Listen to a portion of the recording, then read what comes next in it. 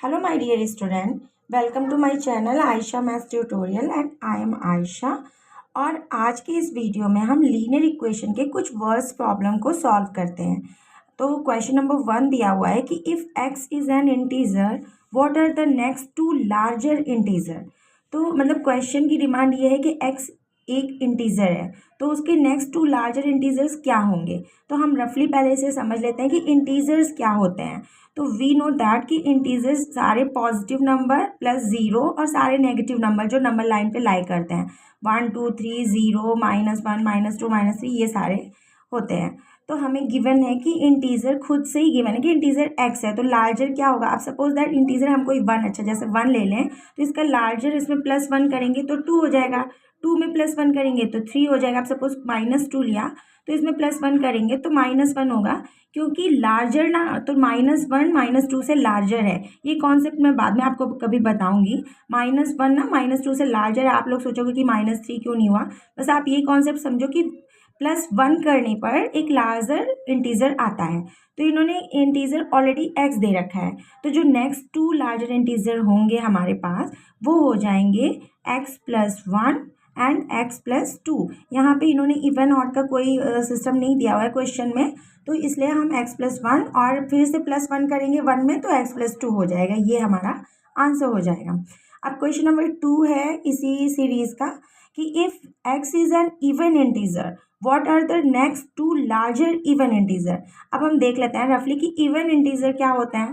तो सबसे पहले हमें पता होनी चाहिए कि इवन इंटीजर वो होते हैं जो 2 की टेबल से डिवाइड हो जाते हैं, लाइक 2 4 6 8 10। अब सपोज हम इनमें से कोई भी एक इवन इंटीजर में सपोज मैंने 10 लिया। अब 10 में अगर हम 1 मतलब लार्जर करते हैं तो 11 तो इवन इंटीजर नहीं है, हमें next two larger even integer चाहिए। तो 10 में अगर हम 2 ऐड करेंगे तो 12 भी एक इवन इंटीजर है एंड फिर 2 ऐड करेंगे तो 14 भी इवन इंटीजर है। अब चूंकि क्वेश्चन में खुद से डिमांड है कि x एक इवन इंटीजर है तो हमें यही लेना है कि given even integer is equal to x। तो अब नेक्स्ट जो इवन इंटीजर होगा तो x+2 करेंगे हम। 2 लार्जर इवन इंटीजर हमें लिखना है ना, सॉरी मैंने 2 लार्जर इवन वर्ड नहीं लिखा है यहाँ पे। तो 2 लार्जर इवन इंटीजर x+2 और x+4 होंगे। आई होप मैंने एग्जांपल से आपको समझाया, समझ में आया होगा। अब सपोज यहीं पे ऑड होता तो हम +1 करते, ठीक है ना। तो अब नेक्स्ट इसी का क्वेश्चन है the sum of 2 integer is -8 और if 1 integer is represented by x। मगर मतलब एक जो इंटीजर है वो x से रिप्रेजेंट कर रहा है तो दूसरा integer in term of x क्या होगा। क्वेश्चन की कह रहा है कि सम ऑफ 2 इंटीजर -8 है। तो सपोज उन्होंने खुद ही दे रखा है कि let 1 integer is equal to x और 2 का सम -8 है।